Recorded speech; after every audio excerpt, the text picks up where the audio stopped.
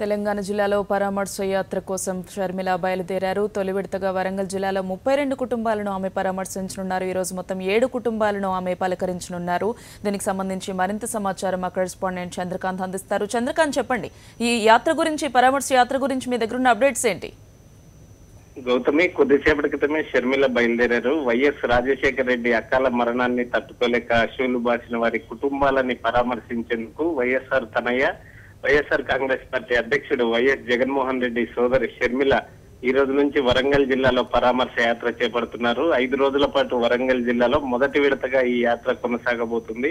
ఇందులో 32 కుటుంబాలని ఆమె పరామర్శిస్తారు. దీనికి సంబంధించి మొత్తం కూడా పార్టీకి సంబంధించిన తెలంగాణ అధ్యక్షుడు పొంగులేటి శ్రీనివాస్ రెడ్డి, అలాగే తెలంగాణ నేతలంతా కూడా ఏర్పాట్లు చేయడం జరిగింది.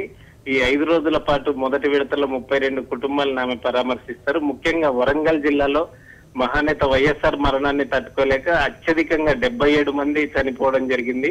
ఆ కుటుంబాలకి అండగా ఉంటామని చెప్పి వైఎస్ జగన్మోహన్ రెడ్డి గతంలోనే నల్ల కాలువలో ఒక మాట ఇవ్వడం జరిగింది. ఆ మాట మేరకు షర్మిల పరామర్శ యాత్ర చేస్తున్నారు. ఇందులో భాగంగా కొద్దిసేపటి క్రితమే ఆమె లోటస్ పాండ్ నుంచి బయలుదేరడం జరిగింది. మొదటి రోజు పరామర్శలో ఆమె 7 కుటుంబాలని పరామర్శించబోతున్నారు. Gautami, thank you Chandrakant, thank you for the updates.